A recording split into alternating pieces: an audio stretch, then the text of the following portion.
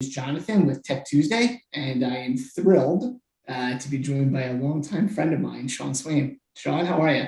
Doing good, Jonathan. Doing good. Great to see you. It's been a little while. It has, and I apologize for all our listeners out there.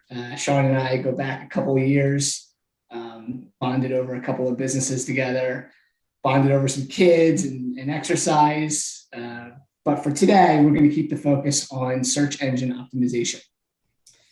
So, Sean, obviously SEO is a term that's thrown around there a lot, and I think when you get something like that, and it's used and it's a buzzword, people kind of start figuring out or determining their own you know definitions of what it is. So first and foremost, do you mind giving us a quick overview, a little bit about yourself, but also what is SEO and why does it matter? Yeah, sure. I developed the moniker Sean the SEO Geek. That's the kind of the name that my company goes by at this point. Really, just kind of because my personality is that I know I'm predispositioned to kind of take things a little bit too far, which is where, the definition of a geek is somebody who like really drills in and goes overboard with something. So I have a very obsessive personality and I carry that through with a lot of things. It's why I'm slow to start it's why I'm slow to start a hobby because I know once I do, it's not going to Dive end. in. Yeah. So I got started in the world of digital marketing just kind of as a broad umbrella.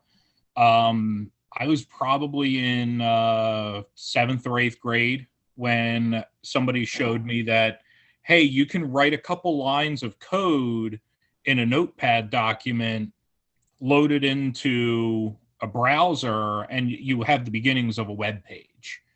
So I was obsessed with the internet anyway at that Yeah, point. So to know that it's like I can build things that are going to live in this world where I'm living, that was just like a whoa, this is something else. it's cool.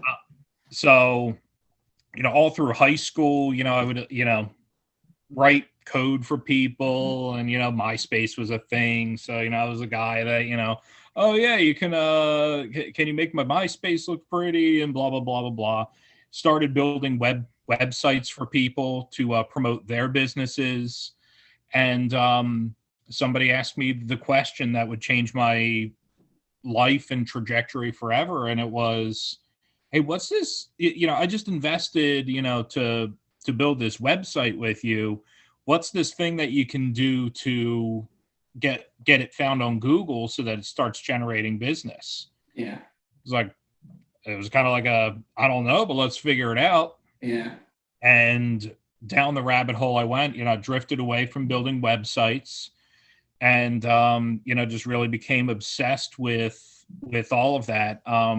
In high school, I liked hacking a little bit. I was like kind of fascinated by the idea that like how you can kind of like poke around corners that you're not supposed to be in, and blah blah blah blah blah. Well, I joke around. It's like if we had the internet connection speeds of today back then, we'd probably all be in jail. But yeah. so SEO is a definitely much more productive way of having that hacker curiosity of, it's like, well, if I do this, how's it impact how this shows up on Google? So Right. I mean, I think, and probably back then, I mean, SEO was much different than it is today. I at least I love your posts and kind of how you kind of put things in LinkedIn, and I always follow those. And it seems like one of the biggest challenges is how quickly algorithms change and how quickly SEO changes and how people have to adapt to it. I mean, I'm sure this is not a simple answer, but like, how has the trajectory been from when you first started SEO to now? I mean, it's got to be a totally different ballgame, right? 100% is a night and day different ball game. The biggest change that's happened is that in the beginning, it was very formulaic. So it was like you could basically put together the equation of do this, expect this, do this, expect Yeah, this. Um, it was a really fun time because if you had the right tools, what you could basically do is just know that, okay, my competitor has 30 backlinks, meaning 30 different people linking to them. My competitor has 30 backlinks. Oh, I just have to go out and get 40 and I'll win that ranking. Not that easy, right? Not that easy anymore by any stretch of the imagination. It's now what Google, and I'm skipping ahead a bunch of years here, but what Google has really invested in, and that's kind of like everyone talks about the SEO hacks that there are, and it really boils down to, oh, I have this script and buy it from me and you can hack Google and it's like, no, don't, none of that. Probably not that easy, right? No. But the way that you can hack Google is by keeping track of the technology that they are investing in as a company. Because they have a lot of products and all of that, but their core thing is still the search engine. Okay. So if you see that Google is investing in artificial intelligence and machine learning and different things along those lines, okay, they're probably going to start, factoring some of this into their core product. Gotcha. They'll probably use pieces of it all over the place, but, so if we think about, okay, what does that mean for search engines? It means that they're going to start thinking about the fact that, okay, this device here that people are depending on to help them manage their lives, how are they interacting with it? Well, they're not searching for keywords traditionally. They're trying to have a conversation. Right. So that's really been the biggest thing, is that, Google has to adapt to the fact that we're more conversational with the way that we're searching, as opposed to trying to look for a keyword real quick. Right. Okay.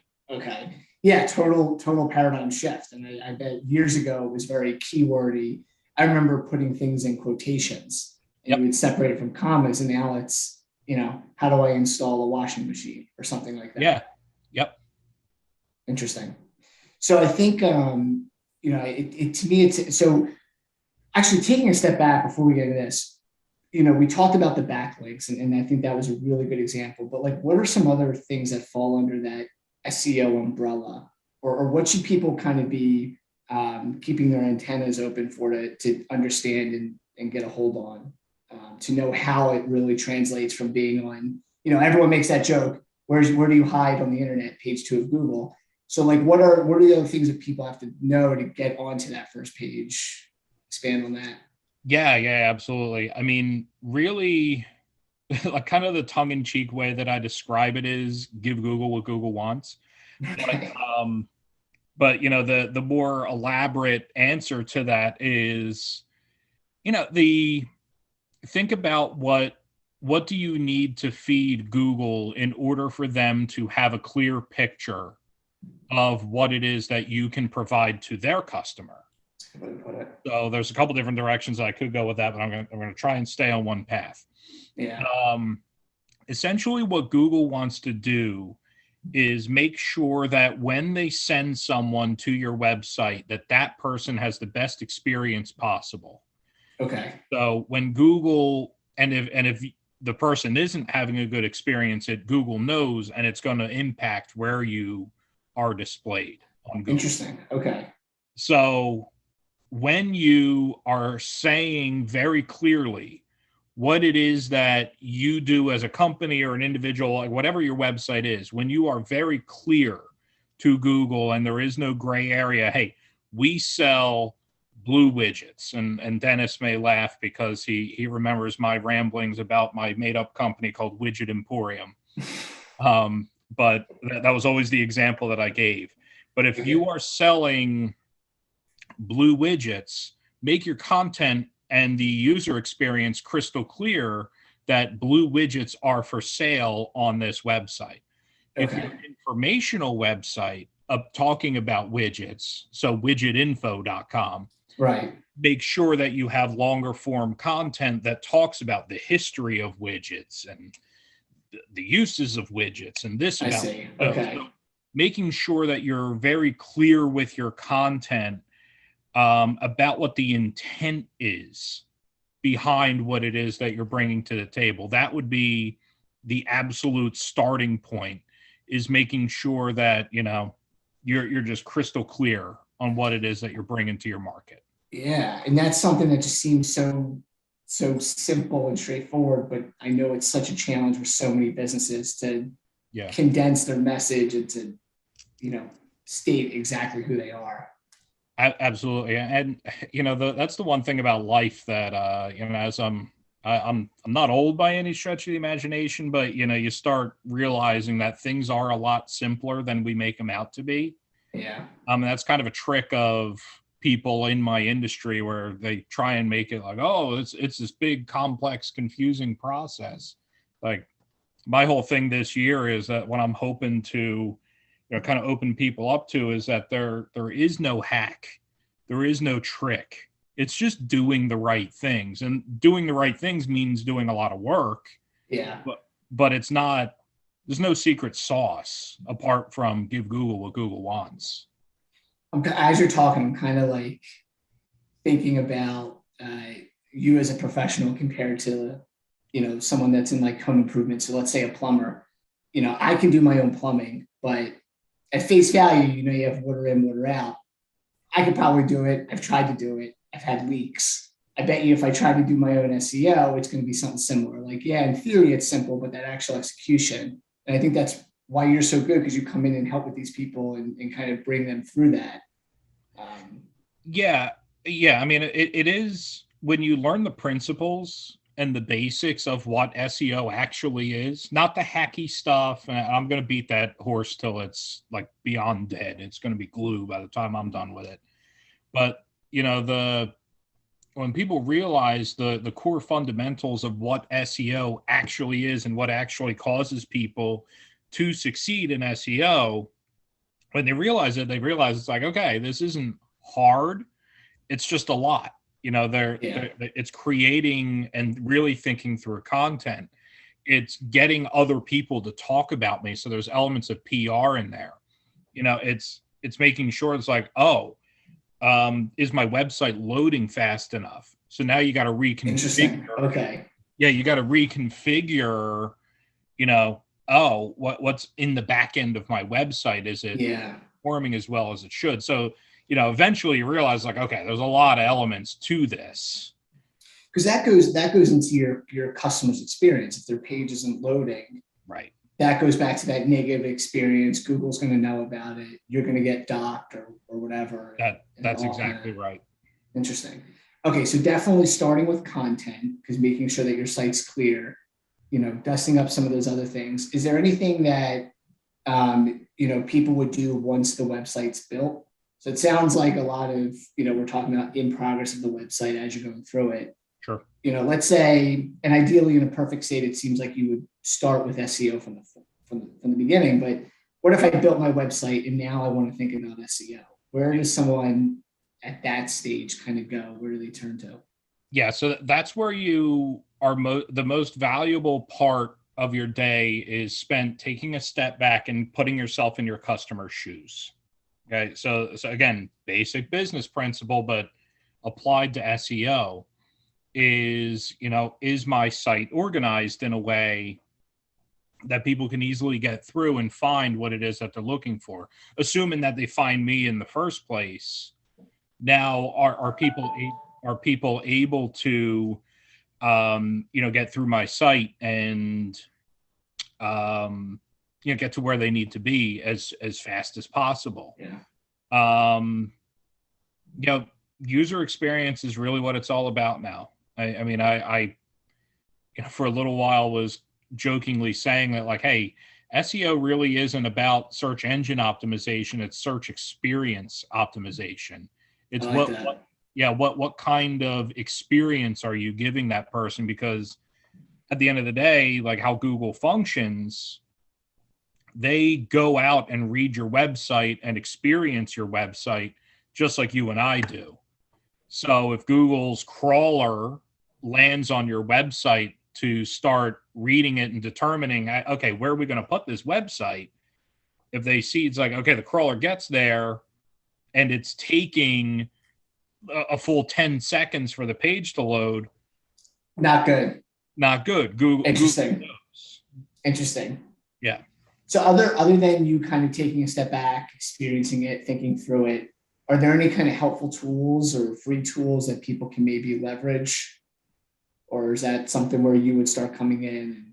Now there's a lot of and again, it depends on what you want to spend your time really in, where you want to start investing your time. The easy one for me to recommend is a tool called answerthepublic.com. Okay. What that basically does is it gives you all the questions about a specific topic that people are asking in various places across the web. So one of the elements that Google likes is freshness. They want to see that, is this website even still active? Are they still Right. like, if somebody lands here, are they going to, go down to a dead end? So Google seeing that, okay, every now and then a new page of content is added, using your blog. That's a good way of just keeping that fresh signal around with Google. So a great thing to do is just answer questions related to your space. So, if say that there's a question being asked around what's the best type of blue widget, answer that as a blog post. Right. Yeah. It's relevant. It's on topic. It's recent. Gotcha. Yep. Improves the customer experience. And because of using Answer the Public, people are asking it. It's not just it's not just a guess. Yeah. Well, this was really informative. We're gonna get into our last question here, but any other things you feel like we maybe didn't talk about that's important with SEO, or anything you would kind of leave people with, and anyone that's maybe thinking about a website or thinking about SEO, any thoughts? Yeah, I mean, I'll like I said, I'll beat it till I'll beat the horse till we got glue. And I'm sorry to use such a crude, nasty analogy. Yeah, it's not something that. But really put yourself in your customer's shoes and give Google what Google wants. I mean, that's really what it boils down to. To digress for a second, PETA came out with a whole bunch of new slogans that you could use. Oh. Instead of beating a dead horse, it's pet a sleeping dog, or instead of skinning the cat, it's I forget, but there's a lot of sayings like that. So gotcha. PETA's got your back if you're looking for a different saying. Okay. Yeah, good to know. Yeah, but this is really informative. I think you hit the nail on the head early on. You could build something and it could be great, but if people aren't going to find it, it's not going to get used. And SEO to me just seems like such a vital part of the process. I think anyone that's going through a website build, anyone that's thinking about a website build, anyone that wants an online presence should absolutely reach out to you, and should at least get a lay of the land of SEO, wherever they're at in the process, to kind of just see what they could be doing to make their site even better. Yeah. And if I can just plug one thing, really pay attention to your SEO, especially if you're going through a rebuild. Yeah. So if you're getting to rebuild your website and relaunch your website, if your URL structure is changing, Google's going to view those old ones, unless you put a 301 redirect in place. They're going to view all of those as 404 errors. So again, thinking about the fact that Google wants to deliver a great user experience, if they see that, if they try to get to your website and it's a bunch of broken pages, you're out. They're going to wipe you out. So just thinking through those kind of back end things. Okay. All right. Closing question. Let's have a little fun. What is your favorite piece of technology? My favorite piece of technology. That's a good one. You know what? Maybe as a concept. So I'm going to take the cheap way out of this. My favorite technology is anything that democratizes things for people. Interesting. I had a conversation with someone yesterday about how it's like, man, when I was into building websites, to build an e-commerce store, 10, 15 years ago, you basically had to have a degree in engineering to get it done. Yeah. Yeah. Now you can open up a store on Shopify and sell product the very same afternoon. Yeah. So I'm a fan of like the fact that you can go out and buy basically a studio quality microphone. You can buy, anything that gives you the utilities of stuff that people used to think was out of reach. That's where I think the best technology really comes from, is the fact that anything you want is within reach now. You know what? I actually, that's my favorite reply to date. And I'm not kidding. That is a really, really good answer. Because you're right, it kind of levels the playing. I've never thought about that, but it gives everyone an equal opportunity. And that's amazing. I appreciate it. All right. Well, Sean Swain, the SEO geek, if you have any SEO questions, comments, obviously with that geek moniker, you're willing to tackle any conversation pieces. So absolutely. I love this stuff. Thank you so much for spending your time with us today. We really appreciate it. My pleasure, man. Thanks for having me.